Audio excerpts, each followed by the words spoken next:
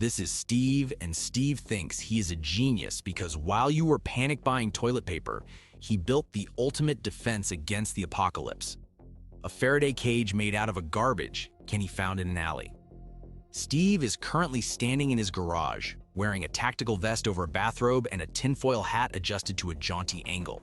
He looks incredibly proud, and one by one, he lowers his high-value survival electronics into a galvanized metal trash can, a high-end ham radio, a handheld GPS unit, and a USB drive labeled Bitcoin.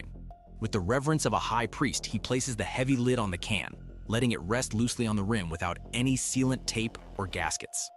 Steve believes this metal bucket is an impenetrable fortress against a nuclear EMP, but he is tragically and completely wrong. This trash can Faraday cage is a pervasive survivalist myth that ignores the brutal reality of high-frequency physics. Steve hasn't built a shield. He's just built a very expensive metal coffin for his gear.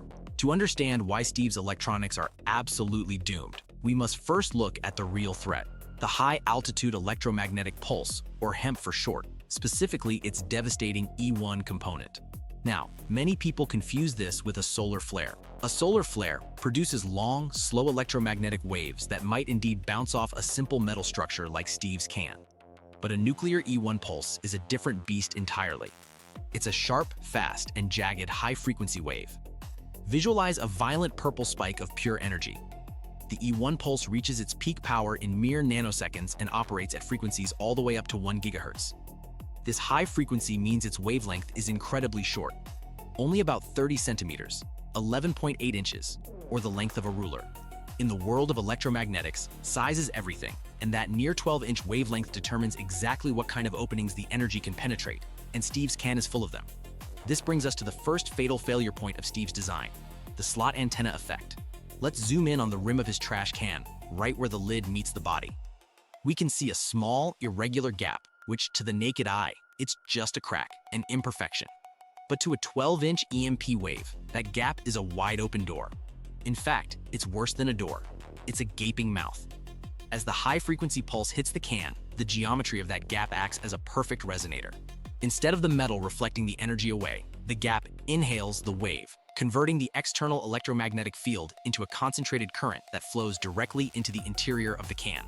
A gap of just half a dozen inches, exactly like the one under Steve's unsealed lid, functions as a highly efficient slot antenna, tuned almost perfectly to capture the E1 pulse's destructive energy. Once that energy is inside, the situation turns from bad to catastrophic.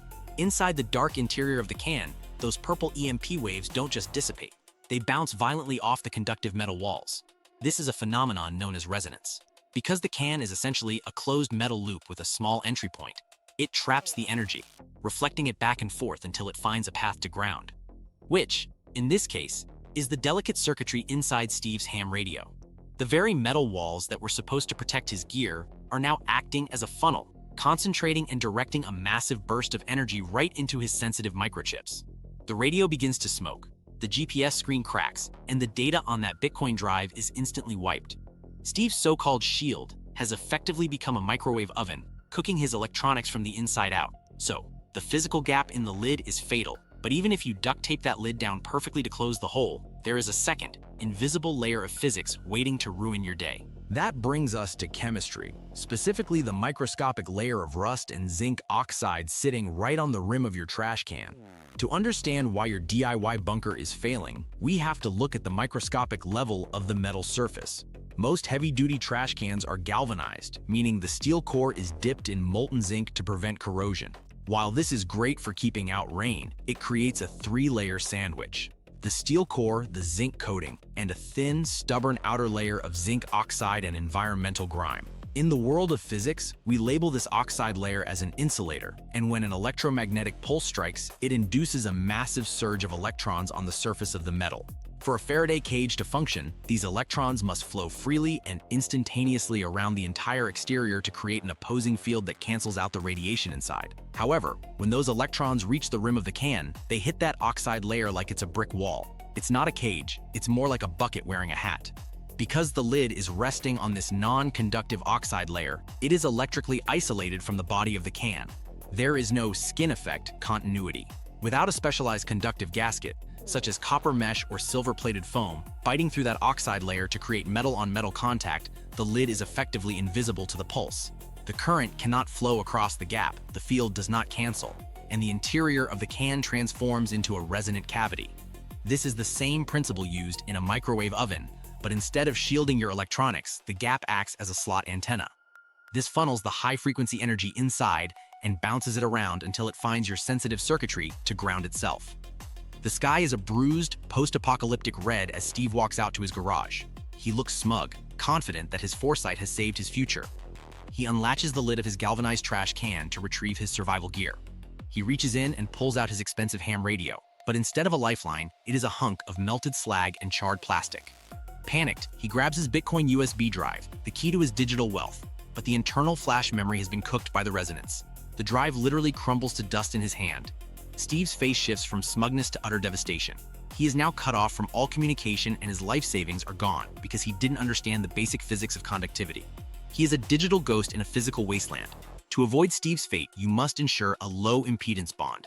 The fix is simple but labor-intensive. You must sand the rim of the can and the underside of the lid down to bare, shiny metal. Once the oxide is gone, you must use conductive copper tape or a high-density wire mesh gasket to seal the lid to the body, ensuring 360-degree electrical continuity.